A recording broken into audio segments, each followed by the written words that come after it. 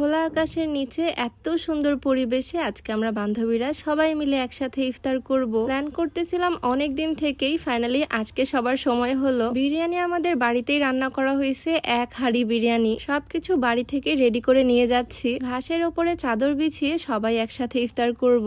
আমার বান্ধবীরাও বিকালবেলায় চলে আসছে বাড়িতে, সবাই একসাথে সবকিছু গোছগাছ করে নিচ্ছি। বিরিয়ানি, নুডলস, কিছু ফলমূল, সাথে খেজুর সবকিছু বাড়ি থেকে নিয়ে যাচ্ছি। আর সাথে বাজার থেকে একটা কেকও আনা হয়েছে। ইফতারের 1 ঘন্টা আগে বাড়ি থেকে সবকিছু বেঁধে নিয়ে বের হচ্ছি। গত বছরও আমরা এরকম সুন্দর করে ইফতারের আয়োজন করছিলাম। এইবারও রমজান মাসের শুরু থেকে প্ল্যান করতেছিলাম, তবে এতই বিজি সবাই, দেখতে দেখতে এদিকে রমজান মাসটাও প্রায় শেষের দিকে, তাই আর দেরি করলাম না, সবাই মিলে আজকেই বের হয়ে পড়লাম। এখন তো তেলের যে অবস্থা, গাড়ি আমরা কম ইউজ করতেছি, অটোতে করে যাচ্ছি। পেঁয়াজি, বেগুনি এগুলো বাহির থেকেই কেনার প্ল্যান করছিলাম, সেজন্য এই জিনিসগুলো বাহির থেকেই নিয়ে নিচ্ছি। সাথে দোকান থেকে কিছু চিপস আর কোকো নিয়ে নিলাম। তবে আমরা কিন্তু কোনো পাবলিক প্লেসে যাচ্ছি না, আমরা যাচ্ছি আমাদের গ্রামের বাড়িতে। আমাদের এই টিনের বাগান বাড়ির পাশেই এত সুন্দর একটা জায়গা, একদম পুকুর পাড়ে খোলা একটা পরিবেশ, আর এইটা একদম প্রাইভেট একটা জায়গা, এই জায়গায় অন্য কেউ আসবে না। গত বছরও বান্ধবীরা আমরা সবাই মিলে এই জায়গায় ইফতার করছিলাম। পরিবেশটা খুবই সুন্দর, পুকুরের পাশে খুব সুন্দর বাতাস আসে। আমরা যেহেতু আজকে অনেকজন, বান্ধবীরাই প্রায় 5-6 জন, ওইদিকে আবার আমার দেবররা আছে, তোমাদের ভাইয়া আছে, সেজন্য ভাবলাম 2টা বেডশিটই বিছিয়ে নেই, একটাতে হবে না। তোমরা ভিডিওতে দেখে হয়তো বুঝতে পারতেছো এই জায়গার পরিবেশটা কতটা সুন্দর। আমাদের বাড়ির আশেপাশে পুরা এলাকাটাই অনেক সুন্দর, মাশাআল্লাহ, পুরা গ্রামীণ একটা ভাইবস দেয়। মাঝে মাঝে তো আমি বলেই ফেলি এটা আমাদের গ্রামের বাড়ি, তবে এই জায়গাটা আসলে শহরের মধ্যেই। 10 মিনিটের মধ্যে আমরা চলে আসলাম। ইফতারের এখনো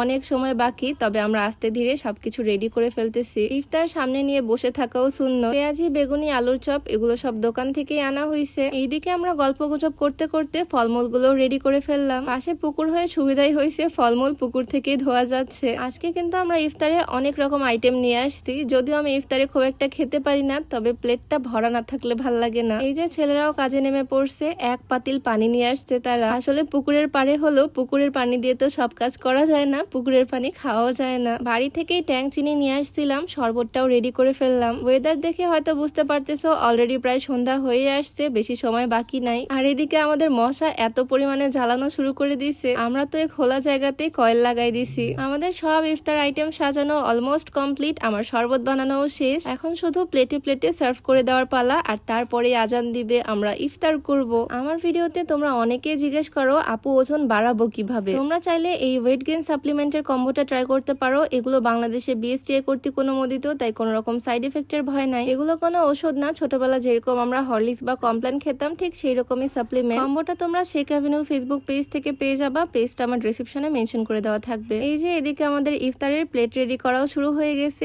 প্লেট ভর্তি খাবার দাবার। আমরা 1 টাইম প্লেট গ্লাস নিয়ে আসছি যাতে সবকিছু একটু ইজি হয়। এতক্ষণে আমাদের আসল কাজের মানুষ চলে আসছে, এখন আর আমাদের কোনো টেনশন নাই, সে একাই সব প্লেটিং করে কমপ্লিট করে ফেলবে।